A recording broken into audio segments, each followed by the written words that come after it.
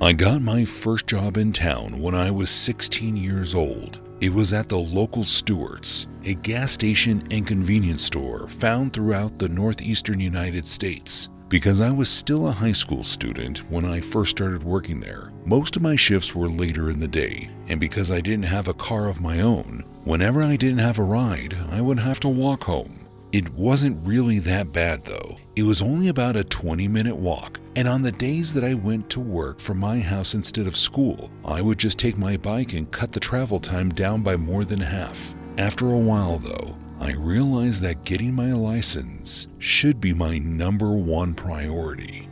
I figured this out after I had just finished a shift in the middle of May that year. It was around 8 p.m. by the time I got out, and the shoulders on the side of the road were smaller because of the piled up snow. This meant that on my walk home, I was pretty much just walking on the road. And because it was really dark by that time, to be safe, I made sure to shine my phone's flashlight on the ground in front of me to alert any oncoming drivers that I was there. The only problem was, since it was the end of the day, my phone was already pretty old. The battery drained super quickly, and before I even made it a quarter of the way home, it died.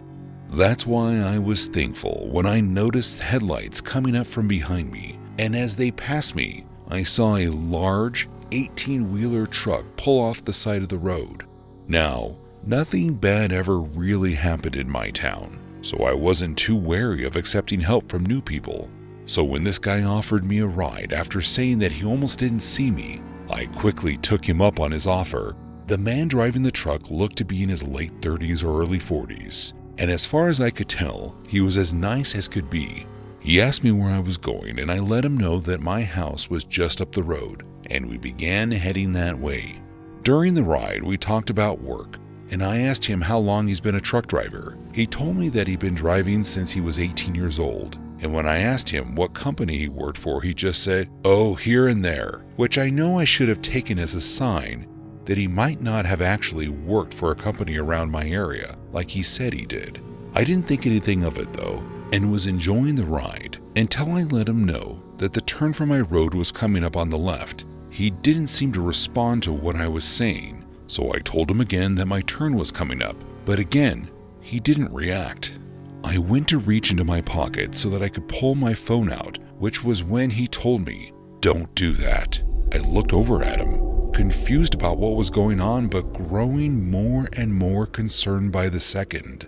And when he officially passed the turn for the street that my house was on, my chest began to pound. I continued to look at the man as I tried to tell him that we missed my street, but the words wouldn't come out. After a second, he looked over to me and gave me a small chuckle before saying very calmly, "Just don't do anything stupid and you'll be fine." I turned to face the dashboard as I tried to run through every way that I could possibly make it out of the truck without him catching me. And that was when I decided that my only chance would be to try to catch him off guard. I asked him where he planned on taking me, hoping that I could distract him while I slowly used my right hand to get my phone out of my pocket. But once I had it in my hand, I remembered that it was dead, so calling for help would be useless. However, just as I was about to give up hope on my phone, I thought of something that ended up saving my life. I took a deep breath before using my left hand to unclick my seatbelt, and as soon as that caught the driver's attention, I threw my phone at his head as hard as I could. Now, I know that it wasn't far enough to really get speed on my throw, but I used to pitch for the middle school and high school baseball teams, so I knew that I could do a little bit of damage if I tried. The phone smacked the man in the face, sending his head into his hands as he clutched his nose. I took this opportunity to unlock and open the truck door, and without thinking about the consequences, I jumped. I tucked and rolled as I hit the ground, but I felt something pop in my hip as I rolled along the pavement. I couldn't waste any time though. I knew that we only passed my road a minute or so before that, so I knew that I wasn't far from home. So I got up and began sprinting through the woods along the side of the road and didn't look back. As soon as I made it up to my porch, I threw myself into the house and locked the door shut behind me before calling the police. My mom got home about an hour after the incident, and the police were still on our driveway. After taking my statement and a description of the truck, the police had my mom take me to the hospital. Nothing was broken from the fall, but I did have a bruised hip bone. Most importantly, I was alive.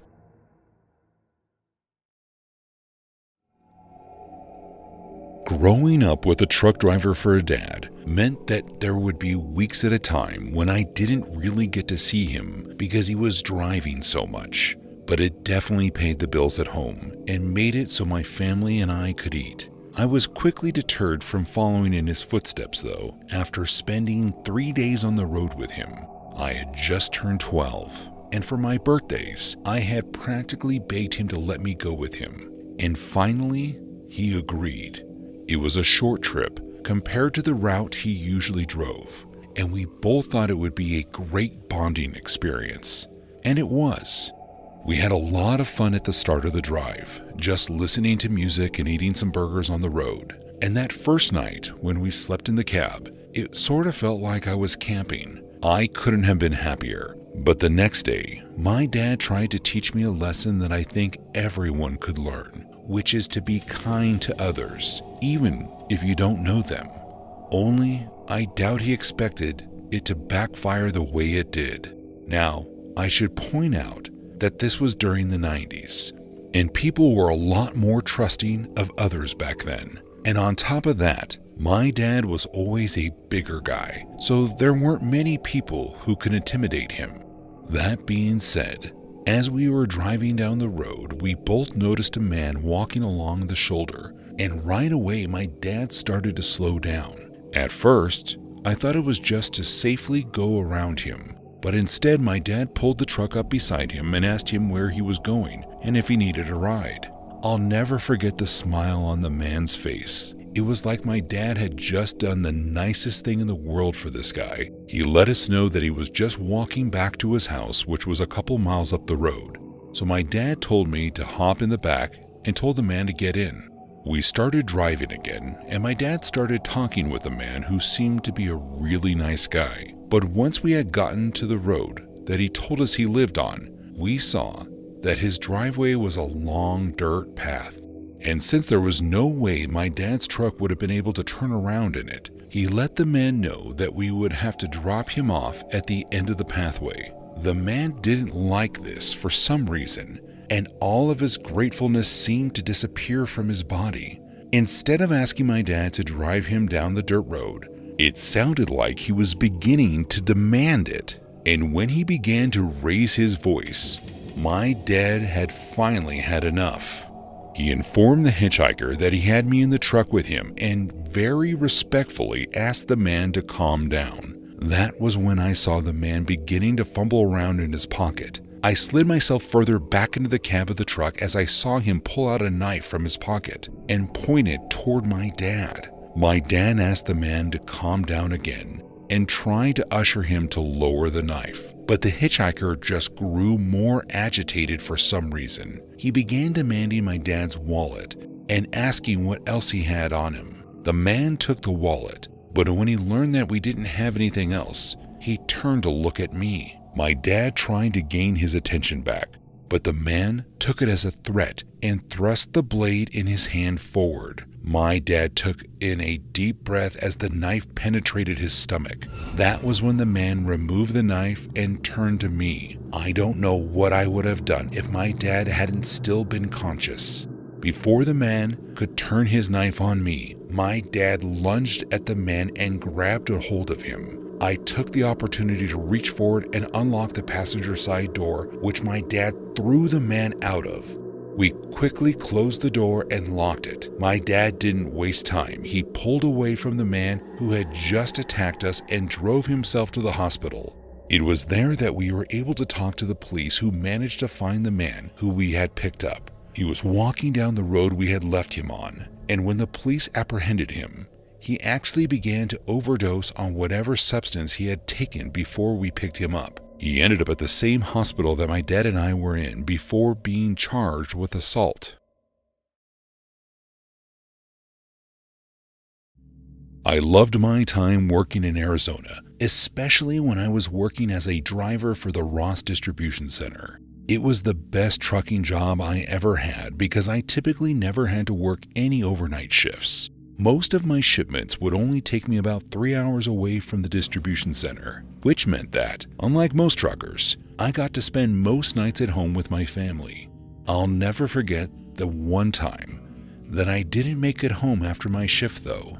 It started as I was picking up a newly filled trailer for my truck that I was going to be taking to 3 of the Ross stores in the area. When I showed up at the distribution center, I was told that it might take a while to load up the truck because they were short-staffed. So I offered to lend a hand, and they were so short-handed that they allowed it. I helped another worker in the warehouse load boxes and pallets into the truck that I was going to be hauling off, and we were done in no time at all. They thanked me, and then I began making my way to the first store.